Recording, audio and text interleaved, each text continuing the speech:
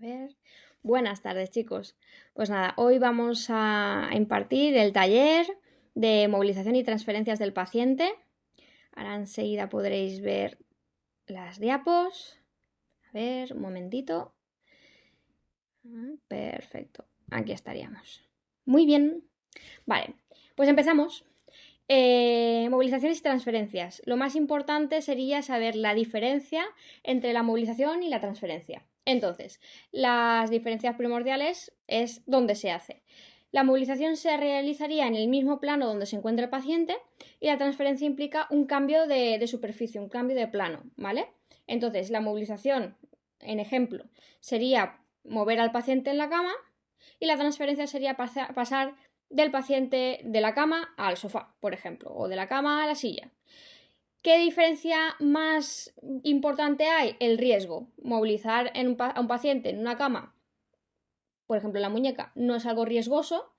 Cambiar al paciente de la cama a la silla, pues es algo que tiene un poco de riesgo si no sabemos cómo hacerlo bien, tanto para el paciente como para nosotros, ya que el paciente le podemos dañar y nosotros también nos podemos hacer daño, ¿vale? Entonces, vamos a hablar de las movilizaciones. Hay 4 tipos de movilizaciones. Estaría la pasiva, que sería en pacientes que tienen dificultad de movimiento, ¿vale? Que a lo mejor solo hace una ligera contracción, pero no inicia el movimiento. Entonces nosotros vamos a hacerle toda la movilización, ¿vale? Vamos a todo el rango del recorrido articular lo vamos a hacer nosotros mismos. Después está el asistido. El asistido será que el paciente sí que inicia, el movimiento, pero no lo acaba. Entonces lo acabamos nosotros. Tan sencillo. Si el paciente hace solo, por ejemplo, estos 10 graditos, vamos a ayudarle a hacerle un poquito más. El activo es el que podría hacer cualquier persona. Es el movimiento que hace todo el mundo al moverse, al explicar. Por ejemplo, yo gesticulando, estoy haciendo movilizaciones activas de brazos, ¿vale? De cuello, sin ningún problema. Y el resistido sería el que vamos a complicarle un poco al paciente esa movilización, ¿vale? Vamos a ponerle, por ejemplo, una goma, vamos a ponerle una pesa, nosotros mismos vamos a hacerle resistencia con una mano, ¿vale? Con el objetivo de que vaya ayudando a ganar fuerza de esa musculatura, ¿no? Vamos a tener en cuenta varias cositas. Vamos a tener en cuenta que el paciente tiene que estar cómodo, tiene que tener una ropa adecuada, no puede tener ropa que le oprima ni que le haga marcas, ¿vale? Las movilizaciones tienen que ser lentas para evitar la espasticidad, que en la siguiente charla comentaremos. Tienen que ser sin apretar al paciente y adecuadas. Tiene que tener el paciente la piel limpia, seca, hidratada, ¿vale? Para evitar escoceduras, rozaduras, erosiones y cosas que ahora comentaremos. Las movilizaciones idealmente tendrían que hacerse como máximo cada 2 horas, ¿vale? Ya que nosotros, por ejemplo, cuando estamos tumbados o estamos en alguna posición y a un momento que estamos incómodos, vamos a cambiar de manera automática. Tenemos que pensar que esos pacientes no pueden, ¿vale? Que nuestros pacientes, algunos sí que podrán a lo mejor movilizar un poco las articulaciones, pero por ejemplo cuando tiene molestia en el tronco no se puede mover como nos gustaría, ¿no? Vamos a intentar tener en cuenta eso, que cada 2 horas habría que movilizar al paciente para evitar esas molestias. Y también algo que es muy importante, pero que la gente a lo mejor no lo piensa, es que hay que evitar las arrugas, tanto en la cama como las arrugas de la funda del sofá, por ejemplo. ¿Por qué? Porque esa arruga mantenida en la piel puede hacer escoriaciones, puede hacer heridas y una serie de cosas que la verdad al paciente le va a perjudicar, le va a molestar, y vamos a intentar evitar todo eso, ¿vale? Entonces, ¿qué objetivos tenemos de estas movilizaciones? Como objetivos tenemos el de mantener el rango del movimiento, ¿vale? El rango articular. ¿Por qué? Porque en el momento que el paciente empieza a tener menos rango articular, menos rango de movimiento, empezará a dolerle que movilicemos. Entonces, si nosotros vamos a movilizar despacito, vamos a intentar mantener ese rango a la hora de, por ejemplo, que el paciente pueda moverse o quiera incorporarse o quiera hacer algún movimiento activo y lo pueda conseguir porque ha ganado ese tono muscular, vamos a evitar que empiece con dolor. También vamos a evitar las úlceras por presión. Las úlceras por presión son unas heridas, ¿vale?, que se hacen en la piel, que se ocasionan porque el tejido, al estar aplastado, le falta riego sanguíneo, ¿vale? Entonces, si el tejido está aplastado, por ejemplo, contra la cama o contra el sofá, durante muchísimo tiempo, la sangre no accede como debería, llevando esos nutrientes y esos oxígenos, y el tejido sufre. Puede sufrir de muchas maneras. Ahora enseguida lo vamos a ver. ¿Qué queremos evitar también? La osteopenia y al final la osteoporosis. Que se sucede porque como no le estamos dando carga a esa articulación, a ese hueso, el hueso pues dice, ¿para qué voy a regenerarme? Y deja de hacerlo, convirtiendo en un hueso saludable, un hueso sano, en un hueso con dificultad, ¿no?, con osteoporosis. ¿Qué vamos también a intentar evitar? La atrofia muscular, ¿vale? Que pierda esa densidad, esa elasticidad, ¿no?, esa fuerza muscular. También vamos a intentar evitar perderla. Y también como objetivo vamos a tener la bajada o la eliminación de la espasticidad. La espasticidad, el problema muy importante que lo veremos en la siguiente charla, es que ocasiona muchísimo dolor al paciente. Entonces vamos a intentar evitarla a toda costa. Y si podemos evitarla sin hacer daño, pues ya mejor que mejor. Vamos a hablar de las úlceras, ¿vale? Vamos a catalogarlas en 4. Hemos hablado que las úlceras son unas heridas que se hacen porque el tejido le falta oxígeno, ¿vale? Y vamos a tener la categoría 1, que sería un eritema, que es un eritema como una zona rojita. ¿Dónde podemos ver esto de manera habitual? En la cabecita de los bebés, ¿vale? Los bebés que están muchísimo tiempo tumbados en la cama, en la cunita, en la parte del occipital, en la parte de detrás de la cabeza, se hace como una pequeña rojez, y que cuando nosotros quitamos al bebé y lo tenemos, por ejemplo, un ratito en brazos, esa rojez sigue, continúa. Incluso hay veces que el pelo no crece como toca en esa zona. Eso es porque tiene una pequeña úlcera por presión de categoría 1, que si se le cuida con no ponerlo siempre en la misma posición y que le diese el aire y tal, no tendría mayor complicación, ¿vale? Categoría 2, ya hemos perdido esa continuidad de la piel, ¿vale? Ya hay herida como tal y se debería cuidar, pues igual que hemos hecho en el eritema, ¿vale? En la categoría 1, pues evitar que toda la presión fuera ahí, para evitar que vaya a más, curando evidentemente la herida para evitar que se infecte y que cicatrice de manera correcta. Es una cosa que podemos tratar perfectamente en casa. Cuando ya llega a categoría 3, ¿vale?, y evidentemente a la categoría 4, ambas tendrían que ser valoradas por un personal sanitario como toca, ¿vale?, un médico, un enfermero, porque tanto en la categoría 3 como en la categoría 4 ya son heridas serias, ¿vale?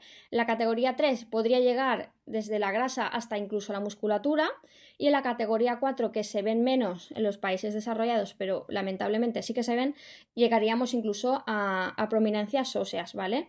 ¿Qué son las prominencias óseas? Las partes que más sobresalen. Por ejemplo, en la muñeca, a lo mejor el huesito que tenemos aquí, que se ve bastante, se podría llegar a ver, ¿vale? Voy a tirar un momento para atrás para enseñaros los puntos clave de las úlceras por presión, ¿vale? Si tenemos a un paciente de boca arriba, ¿vale?, de cúbito supino, que llamaríamos, sería en la zona del occipital, ¿vale?, en la cabeza, donde hemos hablado de los nenes, los omóplatos, escápulas, ¿vale?, codos, en el sacro y en los talones. De cúbito lateral sucederían en la oreja, ¿vale?, en el acromion, en las costillas, en la zona costal, en el trocánter, que es la cadera que llamamos habitualmente, los cóndilos de la rodilla, que son los huesos que sobresalen un poquito de la rodilla, y el maleolo, que es el hueso redondito que tenemos en el tobillo. Y boca abajo, en la frente evidentemente, o en la mejilla, depende si estamos boca abajo completamente o de lado, en las mujeres en los pechos, en los hombres en la zona genital, las rodillas y los dedos de los pies son los que suelen sufrir bastante esas pequeñas úlceras por presión, ¿vale?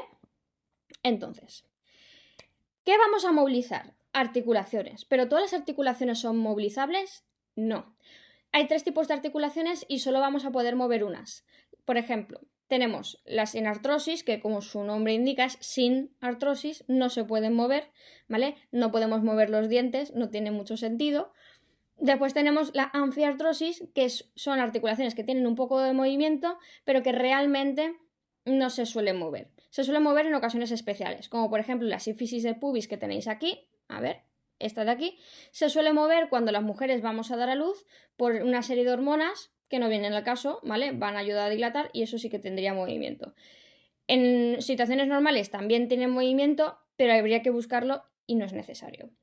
Vamos a mover las diartrosis, ¿vale? Que sí que tienen un movimiento completo y que realmente en el movimiento del día a día nos importan bastante. Entonces, ¿qué vamos a intentar mover? Esas articulaciones. ¿Cómo? Cómo se mueven de verdad, ¿vale? Para eso necesitamos conocer cómo son realmente las articulaciones, porque ninguna articulación se mueve igual. Hay algunas que sí, pero no del todo. Entonces, vamos a intentar entenderlas. Hay articulaciones planas, como por ejemplo la escápula, ¿vale? Lo que viene siendo la paletilla con la parrilla costal, es una articulación que se mueve de manera plana. Entonces, vamos a movilizarla de manera plana y no va a haber ningún problema. El problema realmente surge cuando no la movemos como toca. Pero bueno, para eso estamos aprendiendo esto. Trocoide, ¿vale? ¿Dónde podríamos encontrar una trocoide? Una trocoide sería así.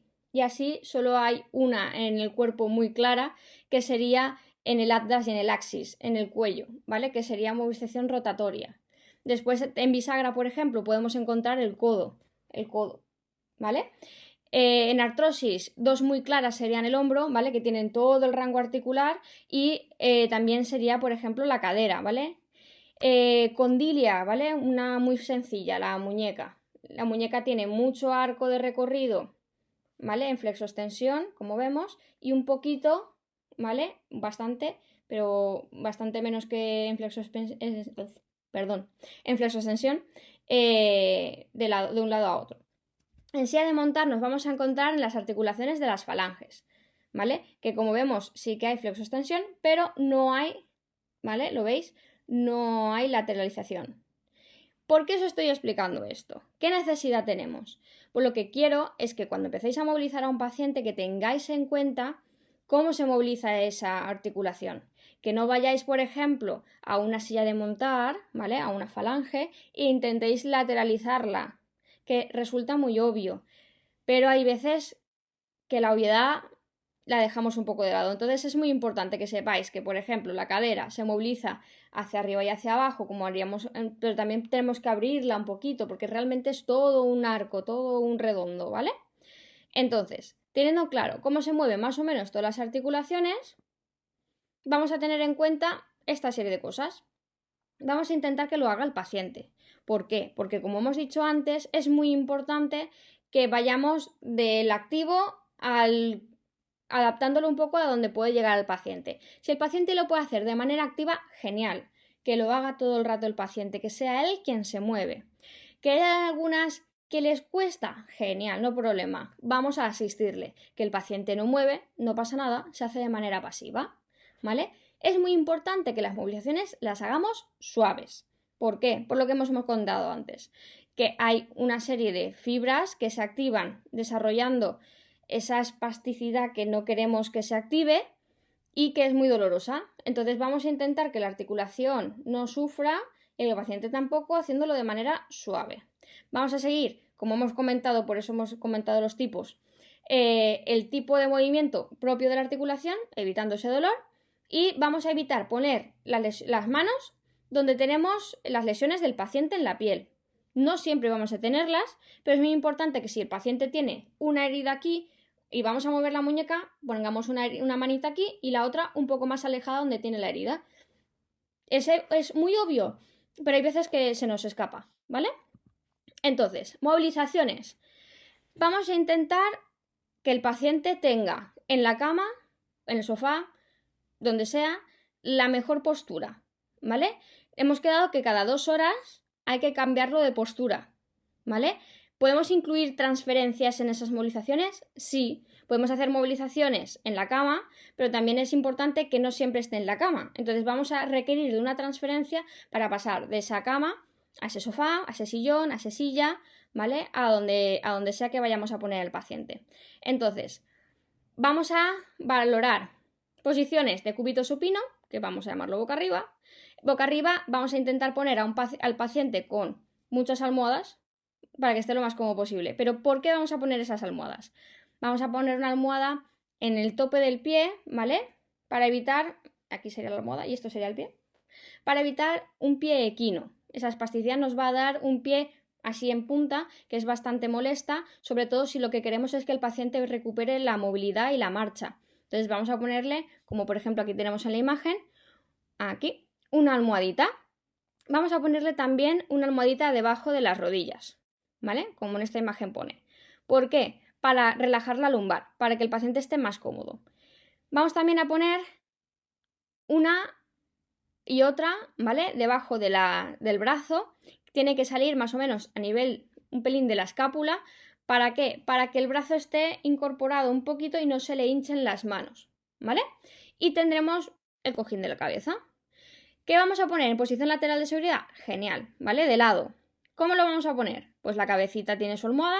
Vamos a poner una almohada detrás en la espalda para intentar ayudarlo a que no voltee sin querer. Y entre las rodillas, para que los cóndilos femorales, los huesos de las rodillas, no choquen y no moleste, vamos a poner otro.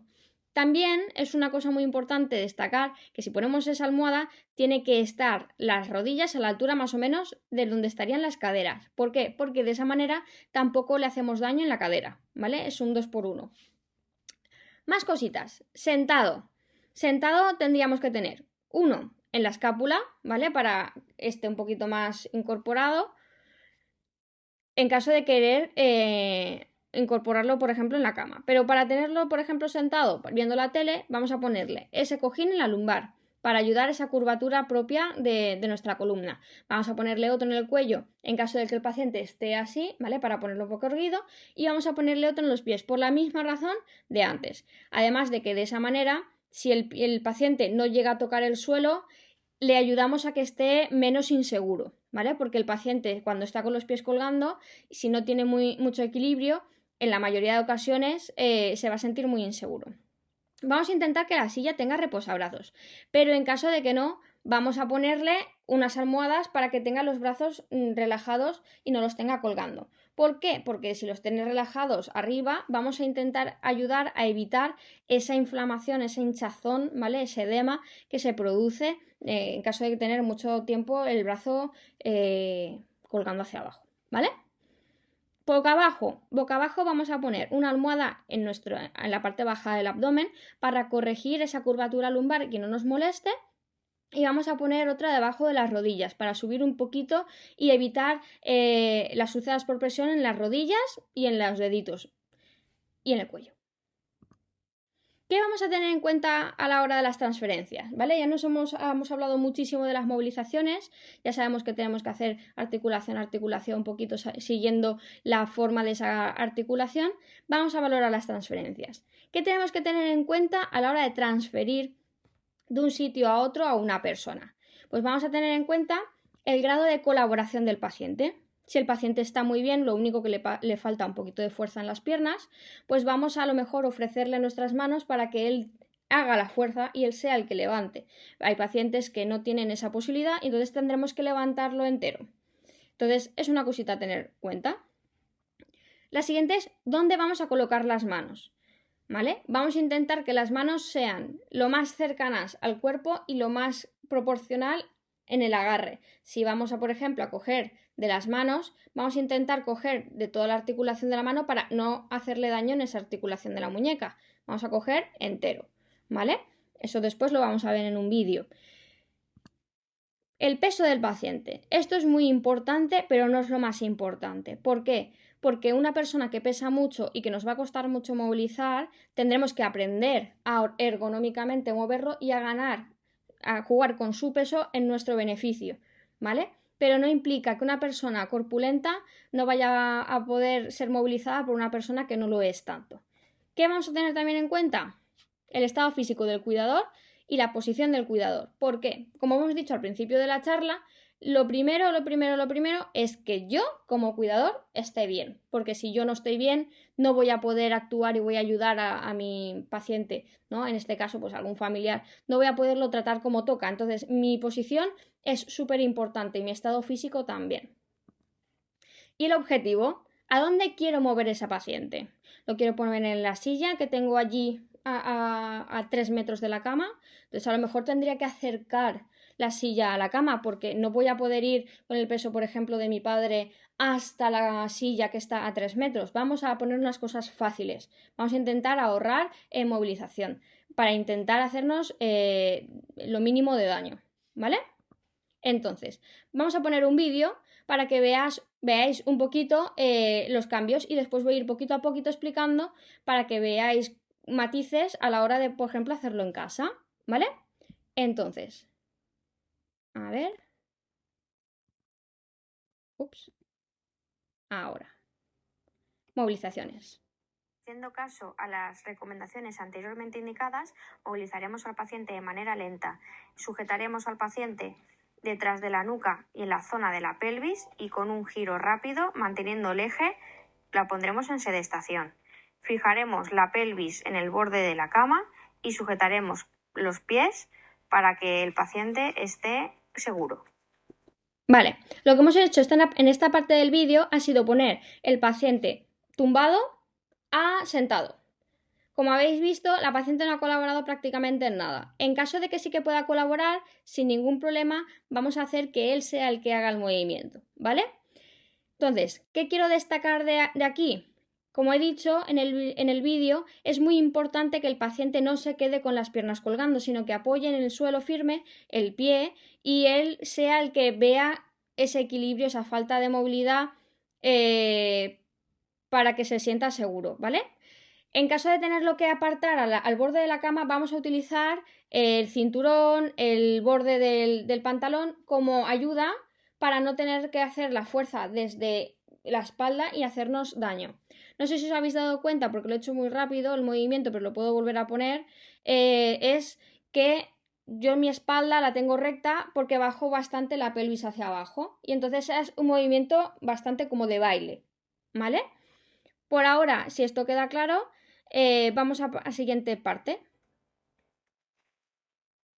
Para realizar la transferencia de sedestación a sedestación, pondremos las manos unidas del paciente detrás de nuestra cabeza, sujetaremos la zona de la pelvis con el cinturón de la persona y fijando nuestras rodillas a su rodilla, movilizaremos siguiendo un eje fácil y rápido. Es importante adecuar el método. Vale, aquí, no sé si os habéis dado cuenta, pero yo soy muy pesada y lo voy a dejar claro. Para movilizar al paciente, yo he cogido de la parte de la cinturilla del pantalón, que si no tiene cinturilla del pantalón, pues puede ser desde el pañal, por ejemplo, ¿vale? Para cargar menos peso y asegurarme de que está bien cogida la zona de la pelvis. Al paciente le he cogido una mano con la otra, si lo puede hacer de manera voluntaria, él solo lo puede coger y la posición esa realmente no tiene que hacer fuerza contra nuestro cuello porque nos puede lastimar. Es simplemente para que el paciente se sienta seguro y para que no nos molesten los brazos. En caso de que el paciente no se pueda sujetar ni tenga la espasticidad suficiente para quedarse cogido, no pasa nada. Los brazos pueden quedar cogidos en el borde del pantalón, ¿vale? De esta manera y así no se le cae ni se le engancha con nada, ni se le engancha en la silla, ni se hace daño. Y nosotros movilizamos y cuando dejamos de movilizar al paciente, los brazos se ponen en su sitio y ya estaría, ¿vale?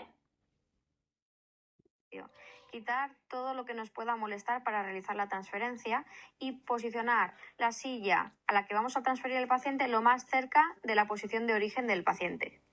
Vale. Realizar de nuevo. Otra cosita importante es que vosotros falquéis una de las piernas del paciente con la vuestra, porque de esa manera es como un comodín para que no caiga. Si vosotros tenéis sujeta una pierna, la otra no va a poder fallar tanto como para que el paciente se caiga, ¿vale? Entonces es como un comodín. Es importante eso, porque también el paciente así se siente un poco más seguro. No es que apretéis de manera súper fuerte la pierna con vuestra pierna a la del paciente porque le podéis hacer daño, pero sí como una pequeña sujeción, que él note que en el momento si le va a fallar va a tener algo que le sujete, ¿vale?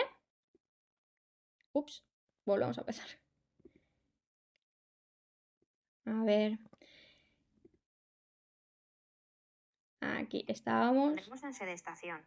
Fija pelvis con el cinturón de la persona y Estábamos por aquí, chicos. realizar de nuevo la transferencia supino, pondremos una mano detrás de la nuca y pasaremos el brazo entero por detrás de las rodillas, haciendo un eje rápido para ponerlo de manera adecuada. Para Vale. voltearlo, Para ponerlo tumbado, lo importante es que cojáis todas las piernas, no solo una, ¿vale? Con un brazo y después sujetéis de la nuca para hacer ese movimiento rápido. En caso de que las piernas sean muy grandes, lo que haremos será tumbar al paciente y después colocaremos las piernas en una buena posición, ¿vale? Una y después la otra, si el paciente sea muy grande y no podríamos con él. También es muy importante valorar la posición que queda la pelvis y la lumbar, ¿vale? Como habéis visto en el vídeo, yo le he recolocado siguiendo el parámetro de cogerle de la zona del pantalón, le he recolocado la pelvis para ponérsela recta y le he preguntado al paciente que si está cómodo. Es muy importante hablar con el paciente. Nosotros podemos pensar que el paciente recto con una almohada aquí y otra almohada aquí y él puede estar muy cómodo, pero realmente si ese paciente habla, preguntadle, ¿así estás cómodo? Sí, no, esta molesta, esto me molesta, esto, hablar con él, ¿vale? Es muy importante que si él se puede mover, genial, que se mueva y se ponga cómodo, pero en caso de no, hablarle y preguntarle, ¿vale?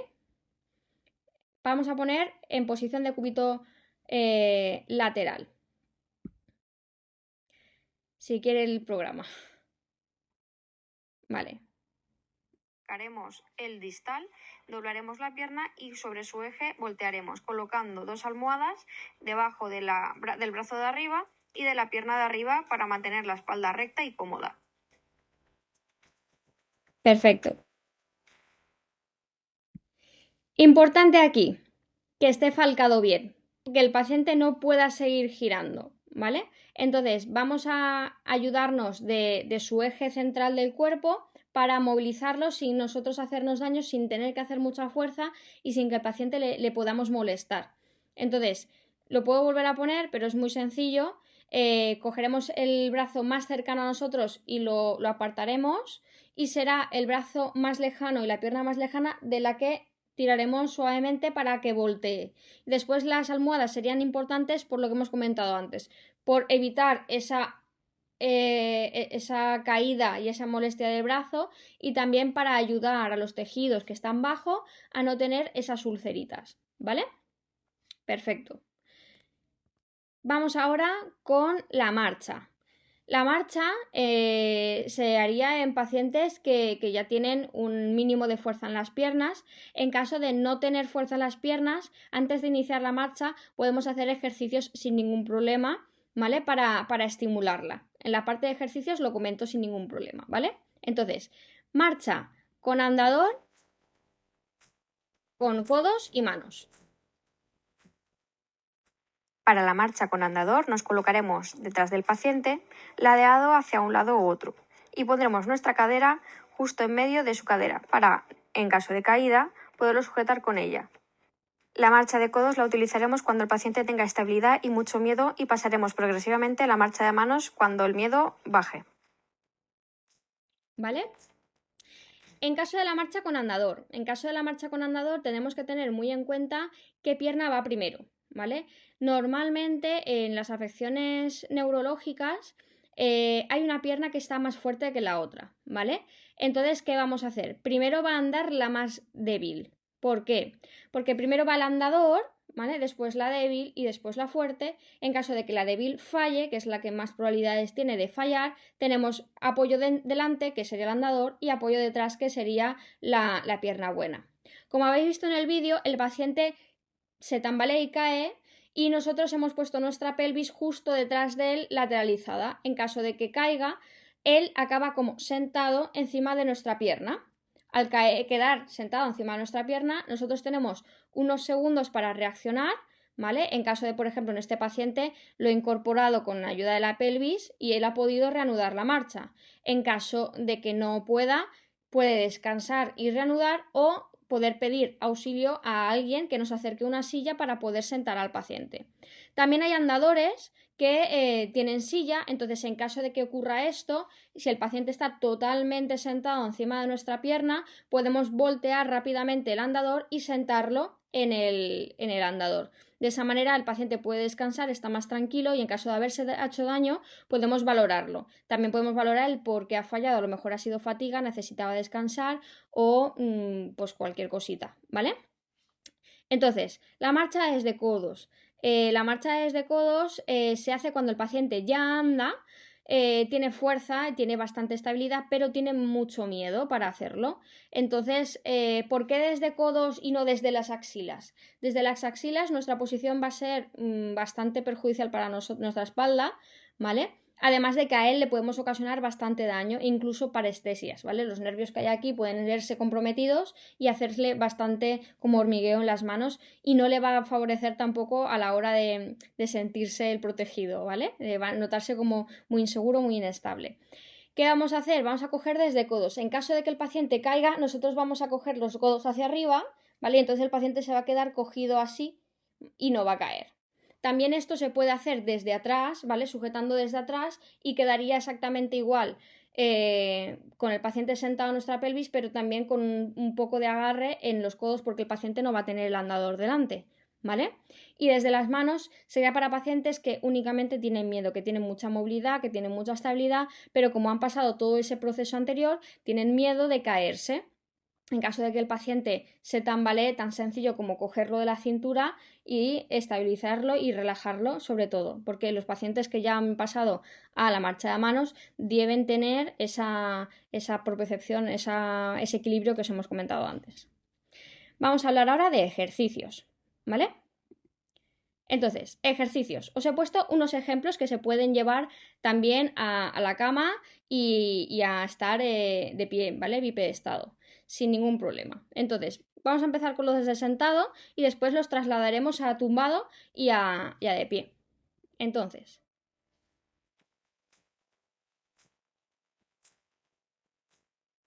un ejemplo para ejercicio de miembro inferior en sedestación sería colocar al paciente de esta posición y pedirle que vaya tocando los colores con diferentes pies.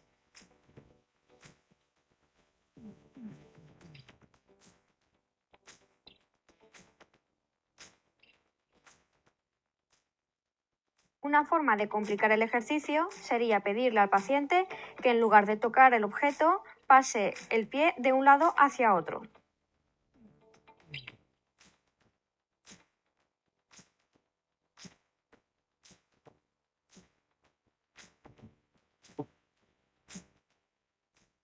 Un ejemplo de ejercicio de miembro superior será pedirle al paciente que nos choque la mano en diferentes posiciones.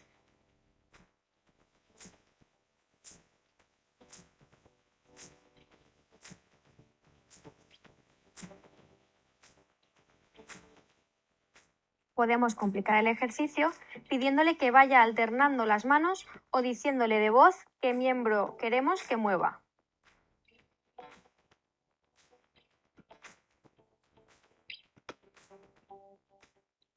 Los extremos y la parte más lejana va a ser siempre la más complicada para los pacientes que tienen mucha inestabilidad del tronco. Es algo que tenemos que valorar.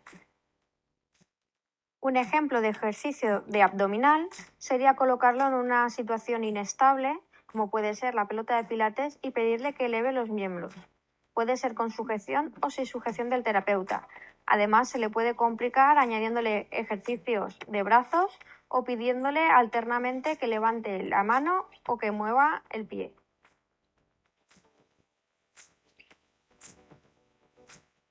Si el paciente tiene buen control abdominal, podremos dejarlo sin sujeción y hacerle ejercicios de otro calibre, como por ejemplo el óculo manual que están viendo.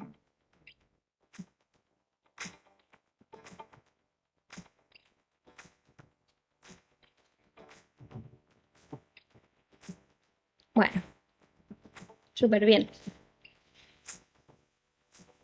Pues vamos a hablar de cómo transferir estos ejercicios a la cama, por ejemplo, ¿vale? En un paciente que tiene fuerza, la suficiente fuerza como para movilizar los brazos y las piernas, pero todavía no como para estar sentado, vamos a lo mejor pedirle lo mismo, incluso podemos asistirle. ¿vale? Decirle, vamos a levantar el brazo hacia arriba y vamos a llevarle el brazo hacia arriba del paciente. Vamos a llevarlo hacia un lado, hacia otro. Sería muy sencillo hacerle eso. El paciente realmente, si no puede, al principio serían solo las movilizaciones y en el momento empiece a poder moverlo, añadiríamos ejercicios. Es muy importante que lo intentemos pasar como un juego, porque realmente el paciente, el mover el brazo así, pues le puede dar mucho igual. Pero si lo convertimos en un reto o en algo divertido, el paciente puede hacer esos ejercicios de manera como si estuviera jugando y se le pasa rápido y va a ayudar mejor a su rehabilitación, ya que esté mejor, tanto contento, pensando que está haciendo algo activo, algo feliz, algo que está diciendo, jolín, otra vez me está volviendo a mover, ¿vale? Entonces vamos a intentar que el paciente le apetezca hacer ese movimiento, pasándolo por el juego, algo divertido como un reto o pues algo que lo motive, ¿vale? Entonces, ¿qué podemos hacer también? Pacientes se le puede jugar con una pelota, con un globo, en caso de que el paciente todavía no pueda con una pelota porque sea muy pesada. Vamos a jugar con un globo, a lanzar, por ejemplo, o a tocar, a dar pequeños toques. También es algo muy divertido. En caso de que el paciente, por ejemplo, los ejercicios sentados, él no esté todavía lo suficientemente fuerte y estable como para mantenerse, vamos a estar siempre alguien sujetándolo. De hecho, en los primeros vídeos, pensando en que la paciente tenía todavía inestabilidad del core, ¿vale? De los abdominales, tenemos siempre una mano sujeta. El último ejercicio hemos indicado que ya tenía bastante fuerza en la zona abdominal como para mantenerse sentadita, entonces la hemos dejado sin sujeción, no siempre con vigilancia, ¿vale? Siempre hay que dejarla con vigilancia por si acaso esa fatiga hiciera que cayera hacia un lado, hacia otro, hacia adelante o hacia atrás, ¿vale? Entonces, en caso de cama, vamos a dejarlo así un poco estructurado. Vamos a hacer movilizaciones de miembro inferior y de miembro superior de manera activa en caso de poder hacerlo, ¿vale? Con juegos como por ejemplo el juego que hemos hecho aquí, mueve esto, ahora vamos a intentar levantar la rodilla, vamos a poner un globo debajo de la rodilla, vamos a aplastar, ¿vale? A ver cuánto si consigues romper el globo, por ejemplo, ¿vale? Una forma. O a ver si puede arrastrar el talón por la cama doblando la rodilla, a ver si llega hasta la zona del glúteo, por ejemplo. Vamos a intentar también hacer con los pacientes encamados ejercicios de respiración. Vamos a intentar mover la mano, primero la de arriba, vale, y ahora la que está en la zona del tórax. Muy bien, y ahora la de abdomen, muy bien, ¿vale? Esos juegos de respiratorio también van a ayudar a que ese paciente trabaje la musculatura del tórax y eso le dé cierta estabilidad a la hora de estar de pie, además de ayudarle a tener una muy buena oxigenación y que los músculos tengan con qué trabajar, ¿vale? Entonces, en la cama, sobre todo movilizaciones, si son activas, mejor. Vamos a ayudar con el tema respiratorio y vamos a fomentar que lo haga todo de manera autónoma. En la marcha, ¿vale? Apoyado en el andador pueden hacer ejercicios de miembro superior y de miembro inferior. De miembro superior, ¿cómo? Exactamente igual, apoyado en una mano, intentando mover la otra, ¿vale? O cambiando, por ejemplo, de lado. Vamos a pedirle también que haga ejercicio de miembro inferior. ¿Cómo puede hacerlo? Por ejemplo, puedes hacer cambios vasculares, ¿vale? Basculando un poquito la cadera, el peso hacia la derecha, el peso hacia la izquierda. Vamos a intentar decirle que nos levante las rodillas en la medida de lo posible, por ejemplo. Vamos a decir que haga una semi-sentadilla, que desbloquee las rodillas y que baje un pelín y después arriba, ¿vale? Otro ejercicio sería, por ejemplo, el abrir y cerrar las piernas, ¿vale? Todo esto sujeto con el andador. El paciente puede despegar el pie del suelo y abrir un poquito. Y también podemos pedirle que nos haga puntitas con los pies y talones, por ejemplo, ¿vale? Son ejercicios que pueden hacer de pie apoyado en el andador. ¿Lo puede hacer de pie también apoyado del terapeuta o del educador o del cuidador? Por supuesto, sin ningún problema, ¿vale? Son ejercicios que puede hacer de pie.